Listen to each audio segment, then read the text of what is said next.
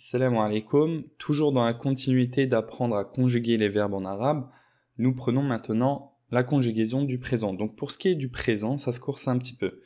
Mais pas de panique, toujours la même manière de procéder, à savoir des modèles à suivre et toujours les mêmes ajouts. Ces ajouts en revanche seront au début du radical, mais aussi à la fin. Au présent, nous aurons 3 modèles de verbes. On fonctionnera comme d'habitude avec le verbe fa'ala comme schéma type. Modèle numéro 1, yaf'alu. Modèle numéro 2, yaf'ilu, et modèle numéro 3, yaf'ulu. La différence entre ces infinitifs et la voyelle sur la troisième lettre du radical, pour le modèle numéro 1, c'est une fatha, pour le modèle numéro 2, c'est une kasra, et pour le modèle numéro 3, c'est une damma. Sous le modèle numéro 1, nous aurons par exemple les verbes yashrabu, qui signifie boire, yaftahu, qui veut dire ouvrir. Sous le modèle numéro 2, nous aurons yaksiru, qui veut dire casser, et yajlisu qui veut dire s'asseoir. Sous le modèle numéro 3, nous avons yaktubu qui veut dire écrire et yadrusu qui veut dire étudier. Maintenant, si nous voulons conjuguer le verbe au présent, il nous faudra prendre ces infinitifs, prenons les modèles types que nous avons épinglés et commençons par yaf'alu. On prend les pronoms personnels que nous avons étudiés auparavant. Ana af'alu. Anta taf'alu. Anti taf'alina, huwa yaf'alu et hiya taf'alu. Ça, c'est pour le singulier. Ce qu'on peut remarquer déjà, c'est que la première lettre change en fonction des personnes. Le A pour je, le ta pour tu, ainsi que pour hiya, et le ya pour il. On peut aussi remarquer que anta et hiya se conjuguent de la même manière. Comment reconnaîtra-t-on alors lorsqu'il s'agit de anta ou de hiya ? Eh bien, tout simplement, le contexte nous l'indiquera, n'ayez crainte.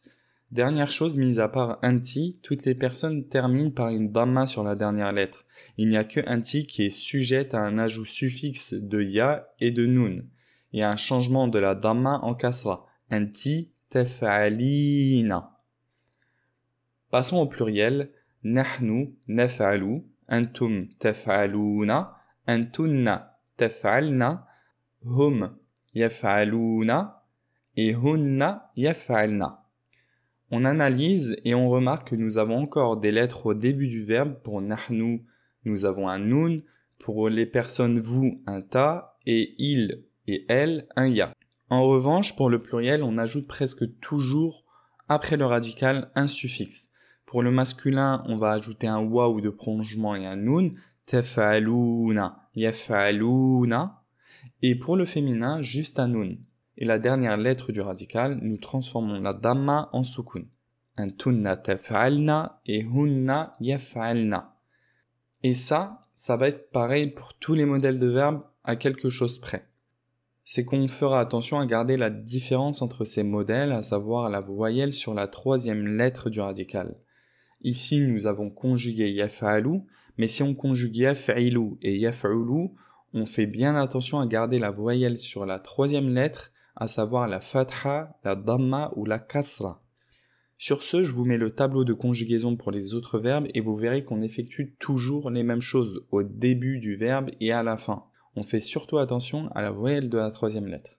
Pour finir, j'espère que la vidéo vous aura été utile et si vous souhaitez vous entraîner, prenez les verbes que j'ai donnés en dessous de chaque modèle, conjuguez-les et référez-vous à la correction que je vous mettrai à la fin de la vidéo. Essayez de le faire en vous fiant aux 3 modèles. Je vous dis à la prochaine. Ma'as salama.